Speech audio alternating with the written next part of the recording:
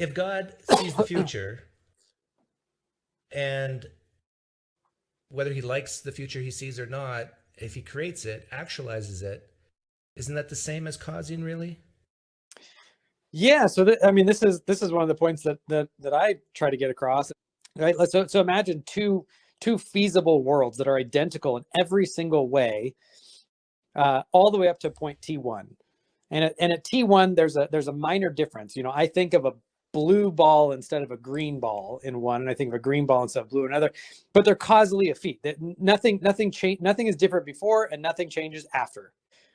God actualizes one of them. Like, what's the only causal difference between those two things? Like, God is the one that's determining what the truth value will be in the actual world of what color ball I think of.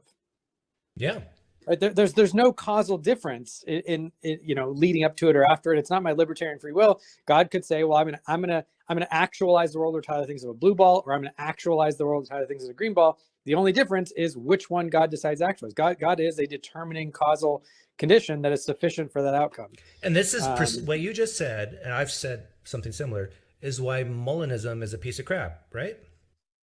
I mean, Molinism is again. I'm not in those circles anymore, so I don't have to be as I was never really that white gloved, but I don't have to be even as white gloved anymore. I mean, it's garbage, right? It's just it's so internally inconsistent because it starts with the assumption of libertarian free will, but then the system that it gets to, that it kind of cashes out of its own system, is entirely a compatibilistic one. It's entirely one where God has determined the truth values that will be true in the actual world. Yeah.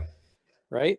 So because he takes the feasible ones, he says, I'm going to actualize that one. That is, I'm going to flip the switch from possible to actual. Like, I'm going to make it not a counterfactual truth. I'm going to flip the switch so that it's going to be a true truth.